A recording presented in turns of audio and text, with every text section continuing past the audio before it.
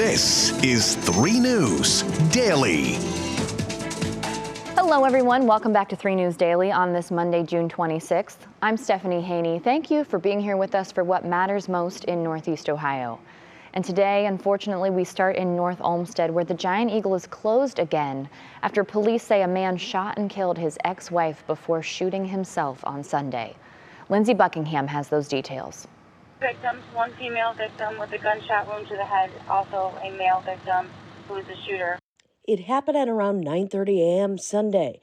North Olmsted police say a Cleveland man, 60-year-old Bernard Edward Smith, walked into the Giant Eagle on Lorraine Road, then shot his ex-wife, identified as 63-year-old Susan Peterson of Olmsted Township, an employee there for about 4 years.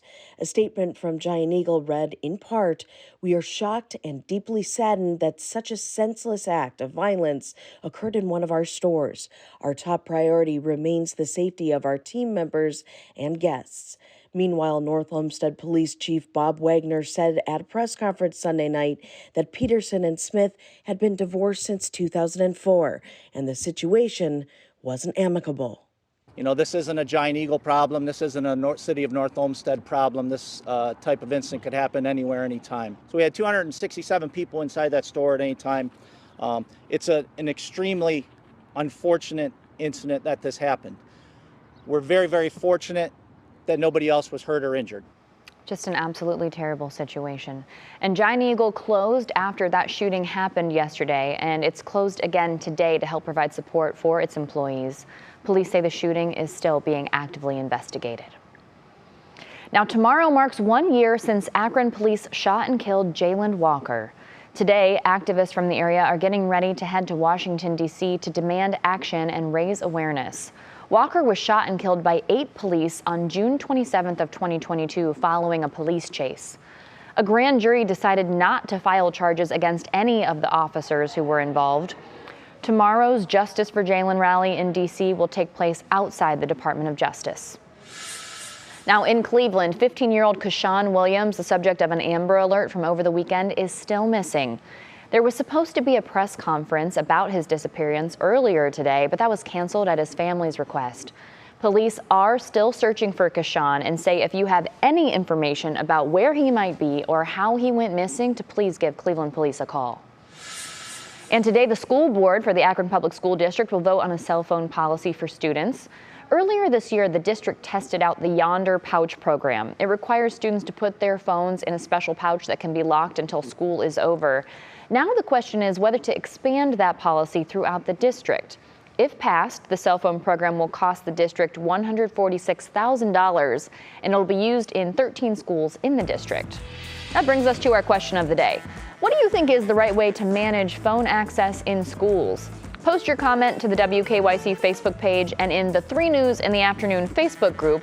We'll talk about it during 3 News at 4 and at 3 News at 5. Now, if you ask me, we might be overcomplicating this a little bit. It might be a lot cheaper just to say no phones on the desk in the classroom, but we'll see what the Akron schools have to say about that. Now, here is great economic news for the state of Ohio. Amazon announced today that it is investing $7.8 billion to expand its web services data centers right here. Now, that money would be spent between now and through 2029 at the company's operations centers in Franklin and Licking counties. Governor Mike DeWine's office says this is the second largest private sector company investment in the state's history, and that several locations in central Ohio are under consideration for new data center campuses. According to Jobs Ohio, the new data centers will create 230 new direct jobs and an estimated 1,000 support jobs in Ohio.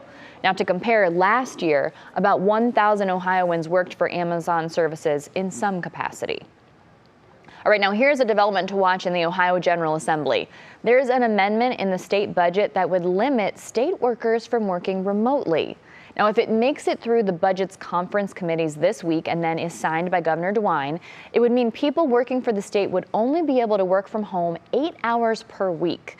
That would impact an estimated 50,000 state employees. The budget has to be on Governor DeWine's desk for signature by this Friday, June 30th. Okay, a little more money talk for you today. Here's good news for drivers right now. Gas prices have fallen 10 cents over the last week in the Cleveland area, now averaging about $3.42 a gallon. And Gas Buddy reports the average price of gas in Akron dropped 15 cents. So you can fill up there for about $3.33 a gallon. We do love to see those gas prices go down, especially in these busy summer travel months. All right, thanks for being with us for today's edition of 3 News Daily. Whether you're watching on your TVs, on WKYC Plus, YouTube, or Instagram, or listening on your favorite podcast platform, we appreciate you. Thanks for being with us. Have a beautiful Monday. We'll see you back here tomorrow with more top stories from Northeast Ohio.